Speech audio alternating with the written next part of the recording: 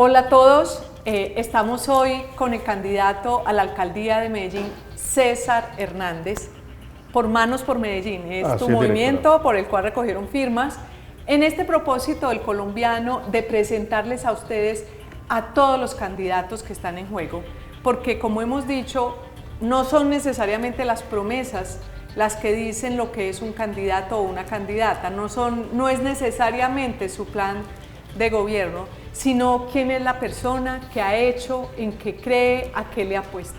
Entonces por eso queremos conocer de cada uno de ellos un poco más, y en este caso estamos con el ingeniero César Hernández, ¿no? Ingeniero. Sí, el ingeniero.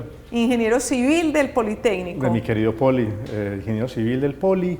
Ajá. Y me especialicé directora en la Bolivariana como gerencia de proyectos. ¿Cómo cae un ingeniero civil después en la política? Es decir, cuéntenos, pero primero cuénteme un poco de su historia, usted dónde nació, su familia, un poco más de ello. Directora, mire, yo soy nacido en Medellín, de una familia normal, porque tampoco voy a hablar de estrategia, que vengo de clase pobre, humilde, y que la vida no me dio oportunidades. Y que la nueva narrativa, sí, que es contar que entonces, vengo de muy abajo. No debería estar aquí sentado porque yo vengo de una familia que no tenía oportunidades. No, esa narrativa no. Yo vengo de una familia normal, muy pujante, trabajadora. Mis abuelos vienen de Cañas Gordas y de Ituango. Mi abuela es de Ituango, mi abuelo es de Cañas Gordas. Migraron por temas de violencia política en la década del 30 a Medellín y se establecieron en una de las comunas de la ciudad, y obviamente pues se formó una familia en esta ciudad, de los cuales mi padre Mercedes, mi padre Jorge Luis, mi madre Mercedes, pues ellos tuvieron 3 lindos hijos. De los cuales... Bueno, la modestia es parte de la familia. y somos ahorita vivos 2, Carlos, mi hermano, y perdimos a un hermanito muy pequeño, de 5 años, en un accidente absurdo, y se murió Julián de 5 años. Qué tristeza. Eso fue una cosa muy duro, triste. ¿no? Uy, durísimo. Pero entonces usted llega, y el colegio, la universidad, estudia en el Politécnico, Ingeniería Civil, ¿y cómo termina en la política? Fue muy bonito porque yo empecé a trabajar desde el 8º semestre en la ingeniería, como ingeniero. Un profesor, Alexis García, que tenía una empresa de hidráulica, escogía a los mejores estudiantes de cada promoción y se los llevaba a trabajar con ellos, a la empresa de él, de hidráulica. Y empecé a trabajar desde el 8º semestre como ingeniero destacado, de alguna manera, que él seleccionaba. Y estando ya graduado, a los 6 meses, apareció una convocatoria. Ganó la alcaldía un señor que es Sergio Fajardo. ¿Usted en ese momento era apenas estudiante universitario? Cuando él quedó, yo estaba todavía graduándome en ese año 2003, me estaba graduando. Y en el año 2004 él ya es alcalde, y me dice una amiga de la universidad, y me dice: mira, César, ganó una gente, parece muy seria, están haciendo unas convocatorias, ¿por qué no te presentas? Vos no tenías ni idea de política. Pero por favor, nada. Y es más, apolítico, porque la referencia que tengo sobre la política en su momento era de corrupción. Te dije: no, yo prefiero estar en lo privado. De hecho, estaba en Urabá haciendo un puerto para una de las bananeras en esa época, y una amiga del colegio, de la universidad, me dice: presenta tu hoja de vida, vos tenés experiencia, a pesar de que estamos recién graduados. En fin, la presenté a la EDU. Un día de las bajadas de turbo hacia acá, la mandé, la entregué allá a la EDU, y sorpresa muy positiva, 2 entrevistas y un examen, y me dicen que soy el ingeniero seleccionado para un programa que se llamaba Acciones con mi barrio en ese momento. Eso es bonito, porque es decir que la meritocracia sí existe, ¿no? Pues en ese momento funcionó. Porque no conocías a nadie. Absolutamente. Y cuando hago pues como el examen, las 2 entrevistas, inclusive una tercera, con personas conocidas, Fernando Restrepo, que fue uno de los últimos gerentes de la FLA, la fábrica de licores de Antioquia, fue la persona que me entrevistó por primera vez. Y entonces ahí empezaste tu carrera política, empezaste con Fajardo. Hacer política, los 4 años. Pero de lo técnico. Sí, más bien lo público, es decir, tu participación en lo público. Arranqué con Fajardo agosto 17 del 2004, luego en el 2005 me nombra gerente de los proyectos urbanos integrales. Ahí estuve como gerente desde el 2005 hasta el 2011. porque me ratificaron en la continuidad que hubo de gobierno con Alonso Salazar Jaramillo. Y ahí estuve por todas las comunas 1 y 2, 5, 6, 7, 8, 9. Construyendo desarrollo urbanístico. Sí, desarrollo urbanístico, una metodología muy bonita, directora, y era que creamos una metodología de primero llegar a los territorios, caminar, dormir inclusive con la gente, reconocer todas las problemáticas y empezar a definir un plan maestro de intervención de programas y proyectos. Eso se llamaba PUI, Proyecto Urbano Integral. Entonces, dado eso, montábamos los proyectos hombro a hombro con la comunidad. Venga, antes hagamos acá la biblioteca, hagamos acá la unidad deportiva, hagamos este paseo urbano, creemos proyectos disruptivos, por ejemplo, como nos tocó idear las escalas eléctricas de la Comuna 13 en un momento muy crítico en el año 2006. Hoy es una realidad y es un referente mundial de transformación física y social. Entonces me la pasé así durante prácticamente 7 años. Fueron 7 años, todos los días, domingo a domingo, haciendo ese trabajo. Conociendo la ciudad a fondo, ¿no? Espectacular, porque fue cuadra a cuadra, el tendero, Pedro, Juan, doña Marta, doña Lucía, todos los líderes. ¿Cuál fue tal vez el proyecto que más lo marcó a usted en esa No, trabajo? indiscutiblemente las escalas eléctricas, porque cuando yo recibí una llamada una vez, directora, un domingo, era Fajardo alcalde, me dice, César, ¿cómo le va? En esa época yo no era, pues conocía al alcalde, pero no era mi amigo personal, pero uno se asustaba, me está llamando el alcalde, sí. Pues imagínate. César, ¿cómo le va? Yo, alcalde, muy bien, cuénteme. César, ¿usted ya está listo para irse para la Comuna 13? Y yo, señor, pues llevamos 2 años aquí en la Comuna 1 y 2, Popular y Santa Cruz. Si usted me quiere mandar para la 13, no, pero entonces venga, hagamos algo. Lo voy a mandar para la 13 porque tenemos un problema muy serio allá, crítico de seguridad. Y usted se me tiene que ir para la 13, pero no me puede descuidar la Comuna 1 y 2, que también estaba muy complicada. Y yo, no señor, pero efectivamente asesinaron a un profesor, Haider Ramírez, muy querido en la zona, estaba muy convulsionada la Comuna 13, y nosotros empezamos lo mismo, a identificar líderes, a recorrer, a dormir en Independencias, en San Javier, para poder entender bien todo el tema del conflicto. Y en ese momento empezamos a formular, por ejemplo, el cable a Pajarito, que se ejecutó, el Colegio de las Independencias, la Centralía de Independencias, y luego le dijimos al alcalde que nos marcó mucho los niños diciéndonos, mire, ¿usted sabe cómo son las escaleras al cielo? Nosotros éramos, no sabemos, conozcamos, y eran 300 y 400 escalas. Es que en los barrios populares subir esas por unos escalas. callejones que no tienen el metro, era así. Cuando, obviamente, con un conflicto muy marcado, estaba todavía ahí antiguerrilla, estaban los ENCAR, estaban fuerzas especiales del ejército, muy complejo.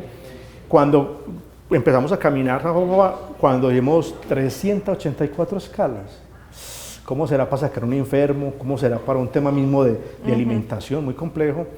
Y dijimos en su momento, pues hagamos una cosa, hagamos unas escaleras eléctricas. ¿A quién se le ocurrió la idea de las escaleras eléctricas? Ah, bueno, usted es el papá de las escaleras eléctricas. Sí, porque inclusive fue muy particular, porque en alguna vez de los temas que estudiamos, de temas urbanísticos, resultó que las primeras escaleras eléctricas públicas están en un contexto cuando se hizo los Olímpicos en Barcelona, en 1984, si la memoria no me falla. 82, creo 82, que hicieron unos pabellones y que hicieron las primeras escalas públicas ahí en ese sector de... 84. 84, sí. Y los vi por una diapositiva, porque nunca había ido a Barcelona, en fin. Cuando luego dije, no, hagamos unas escaleras. Entonces, en ese momento el alcalde dijo, hombre, César, ¿pero dónde lo han hecho? Y yo, no, alcalde, la verdad, no. Y empezaron, no, hombre, César, es que como eso está raro, muy loco. Como raro. ¿Qué fumaste? Y yo, no, nada, afortunadamente yo no fumo y poco bebo. No, esperemos que si Alonso es alcalde, usted se lo presenta y si le gusta, bien. Okay. Pero nos demoramos 2 años con la siguiente alcaldía, porque Alonso decía, ¿de dónde te sacaste eso, hombre, César? Esto es una locura. ¿Y qué impacto tuvieron las escaleras para usted? ¿Cuál es su análisis de qué fue lo que pasó ahí? Ver la transición. Nosotros llegábamos en pleno conflicto, de hecho habíamos establecido un código con los actores del conflicto, porque se daban bala en cualquier momento y nosotros caminando, revisando, explorando, y nos tocaban balaceras cuando momentos, y empezaba uno, nos tocó establecer un código con ellos, muy charro, y bueno, muchas veces cuando se van a dar bala nos avisan, pero como ingeniero, pues haga 2 tiros al aire o 3. Y nosotros salimos corriendo. Y nosotros para podernos guardar, porque ya la gente estaba acostumbrada, nosotros no. Entonces establecimos un código en esa época, eran 3 tiros en clave, tac, tac, tac. Sonaban 3 tiros y ustedes iban a ver dónde se metían. Sí, ya nos teníamos que ir de la zona y era muy particular que la violencia absurda de una ciudad como la de nosotros en su momento, pues se enfrentaban, daban bala, mataban al que tenían que matar, en fin, recogían al muerto, daban otra vez 3 tiros al aire y todo el mundo levantaba las persianas, las panaderías y hágase de cuenta como si Es decir, el código que ustedes implantaron con ellos se convirtió en un código para todo el vecindario. Sí, y después no solamente de comenzar, sino también de fin de la Sí, de fin de la y era pelea. muy particular porque del conflicto a la tranquilidad.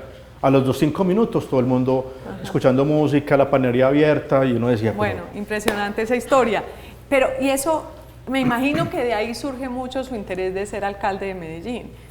No sé, eso, no solamente lo de las escaleras y la Comuna 3 en particular, sino en general su trabajo en los cargos que desempeñó en las alcaldías de Sergio Fajardo y Alonso Salazar. ¿Qué enseñanza le dejó? Como que usted diga, esto es lo que yo voy a aplicar para la alcaldía a la que voy a hacer. Me encantó el tema de la construcción colectiva desde la base, porque resulta que el desarrollo de una ciudad está muy intermediada. El alcalde, como ente superior, tiene secretarios, los secretarios tienen unas estructuras que van debajo, siguen las estructuras comunales y cuando llegan a la comunidad, llegan con 3 o 4 o 5 niveles que en ese camino se pueden quedar proyectos o se pueden quedar intervenciones, que porque no es debido, que porque no se sugiere, en fin. Pero yo arranqué por la parte de abajo, a entender las realidades cuadra a cuadra, barrio a barrio. Entonces un aprendizaje que lo estoy inclusive tomando en mi programa de gobierno, es que la construcción de proyectos y programas debe ser desde la base. Un alcalde finalmente es un administrador de unos recursos que ingresan por prediales y por impuesto predial, y que finalmente tiene que invertirlos, hacerse esa inversión social de cara al desarrollo comunitario. De venga, escucha a la comunidad, impacte como si de alguna manera como fuera una acupuntura exacta, o sea, el dolor está aquí, hagamos este proyecto, el dolor está aquí, hagamos este proyecto o este programa. Eso, tuve ese aprendizaje durante 8 años y eso es lo que estoy hoy implementando en nuestra forma de entender la política, que nosotros queremos que Medellín, con sus realidades actuales, que unas han mejorado, que otras se han depreciado, que volvamos a tener un desarrollo esencial. Es que uno tiene que inventarse muchas cosas, clarito, barrio por barrio, aquí falta esto, hay que hacer esto. Y hoy que la ciudad está en un tema crítico de gobernabilidad, es el momento para eso. César, dice usted que en esta administración, pues le doy un deje de crítica a esta administración. Quería preguntarle, de lo que usted vivió en Medellín, en esos años anteriores de los que me está hablando, a hoy, ¿qué es lo que ha cambiado? ¿Qué siente usted que ha pasado en Medellín? Hay una criticidad muy grande, directora, hoy, y es que Medellín, su transformación fue parte de una continuidad de procesos sociales e institucionales y una relación directa entre lo público y lo privado. Estamos entre todos saliendo de ese nefasto 90 de violencia absurda en Medellín. Que todos nos juntamos un poquito para superar ese momento. Todos, directora, todos. Y este señor, en ese afán de ser alcalde, pues vendió... Este señor se refiere usted a al Daniel alcalde Quintero. actual, que no me gusta nombrarlo mucho. Pero este señor engañó a todo el mundo, que yo soy independiente, que yo no sé qué, pero eso era pura estrategia electoral. Es alcalde y engaña a todo el mundo. No, es que yo soy atrás con el sector privado. Lo dijo en el empalme casi que de manera grotesca. No, voy a reunirme con la clase empresarial, que vamos a construir esa ciudad que queremos.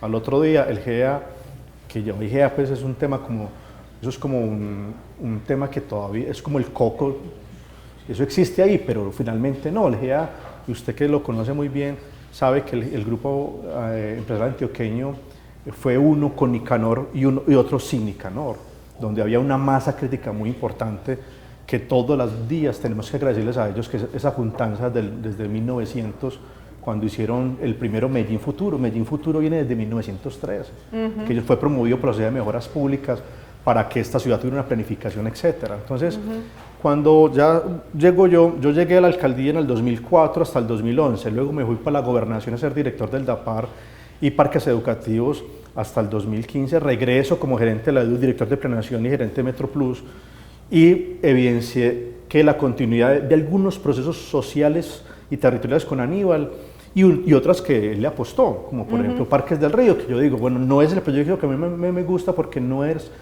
el prioritario, pero bueno, le apostó a una continuidad de transformación. Ya luego, pasados estos 3 años de esa alcaldía, ruptura de los procesos sociales en las comunas, que habíamos construido desde el 2005 con presupuesto participativo, con 2 personas muy valiosas como Omar Urán, como el mismo señor que ya no está con nosotros, Jairo Foronda, que fueron personas que apostaron a esa estructuración de la participación comunitaria. Eso está totalmente, Pepe hoy es una sinvergüenzaría, no te lo puedo imaginar. Pepe hoy es un programa de la alcaldía que extorsiona a los líderes, donde los que estén con la alcaldía tienen contratación, los que no tienen con la alcaldía les anulan toda la contratación. Es decir, está manipulado el presupuesto participativo. Absolutamente. Y territorialmente. ¿Y eso no pasaba antes, no, cree usted? Veníamos en un proceso de participación que hay que decirlo también con franqueza, que la reglamentación de la alcaldía anterior, en un afán de decir... La alcaldía anterior, la de Federico Gutiérrez, la modificó. Yo como director de planeación actualicé el sistema de planeación de Medellín, el acuerdo 028 del 2017, pero ahí se reglamentaba el PP, y el PP se reglamenta que para quitarle dominio a las juntas de acción comunal, organizaciones de base social y comunitaria, y quita las asambleas barriales y las vuelve virtuales. Pues resulta que hoy ese voto virtual lo utiliza muy bien esta administración para manipular las votaciones, porque las IP puede usted votar de cualquier lugar y aparecen proyectos con 600, 900, hasta más de 1000 votos, un proyecto que no es priorizado por la comunidad.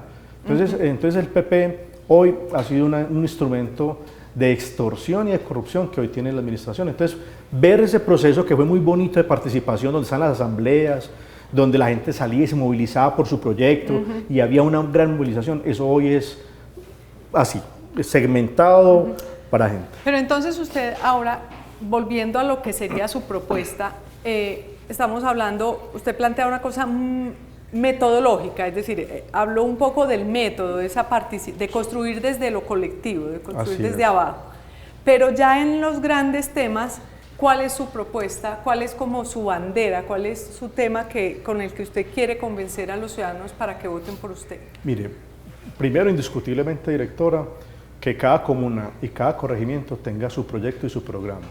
Los programas sociales estén especializados comuna por comuna y corregimiento. Y a cada comuna ponerle un proyecto estratégico, como fue en su momento los PUY, plan del centro, plan del poblado, plan corregimental, en fin, que eso vaya de la mano de esa construcción colectiva.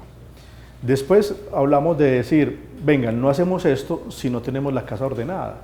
Entonces hay un plan de trabajo de revisión de finanzas de Medellín.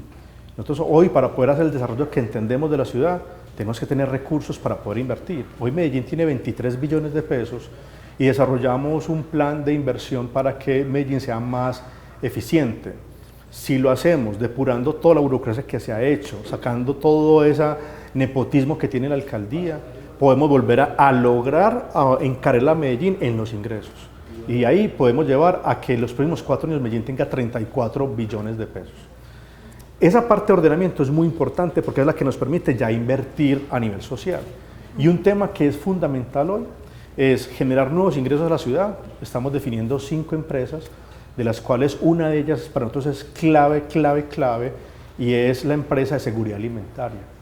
Quiero ser el alcalde que acabe con el hambre en Medellín, porque tenemos cómo hacerlos. Esas 400.000 personas que hoy duermen y se acuestan con una sola comida, es una gran contradicción de una ciudad que tiene muchos recursos, que va a tener en los próximos 4 años 38 billones y que tiene 21.000 hectáreas productivas detrás de toda la franja occidental, corredor San Antonio de Prado, Altavista, San Cristóbal, y ahí lo que es Palmitas es una gran despensa hídrica que puede convertirse en un ordenamiento agroindustrial de tener la comida que requerimos, no solamente para la seguridad alimentaria de los que hoy padecen hambre, sino también para la seguridad alimentaria de nuestros niños y niñas en toda su ruta escolar. Entonces, ahí estamos muy concentrados en poder generar mayores ingresos, pero que esos ingresos al final también no sean solamente para atender la hambre cero, sino que tenemos una gran apuesta. Hoy nuestro gran problema es la movilidad, uno de los grandes problemas es la movilidad. Y esa movilidad, hemos hablado toda la vida, yo fui gerente de Metroplus, director de planeación, que tenemos que mejorar la movilidad. Yo sí, pero es que la movilidad se mejora en el momento que tengamos un sistema integrado de transporte que es muy bueno hoy, pero que hoy se está al punto de colapso. Pero entonces, ¿qué pasa? Nosotros ¿Cuál es su propuesta ahí? Ahí tendríamos que llevar el transporte público a cero costo. O sea, que tengamos realmente que el municipio, haciendo eficiencia de sus ingresos, pueda de manera escalonada llevar el tiquete de transporte público a cero costo. ¿Qué significa cero costo? ¿Que a la gente no le va a valer nada? Exactamente. Y sobre es decir, usted propone transporte público gratis gratuito, para todo el mundo. De manera escalonada, porque hay que ser muy responsable. Pero, exacto, usted ya hizo los análisis de cómo se logra eso. Cuéntenos un poco, brevemente, sin entrar en... Rápidamente, de manera escalonada es que Medellín tiene que estar de manera eficiente ahorrándose 1 billón de pesos para poder generar un fondo que está al lado del fondo de estabilización de la tarifa, pero al lado de ese fondo crear el fondo de gratuidad en el servicio público, que se constituiría con el Metro de Medellín. Ese billón de pesos nos va a permitir lo siguiente: arrancar con los cables, que generarían un ahorro el primer año del 50% del transporte de las personas de los estratos 1, 2 y 3.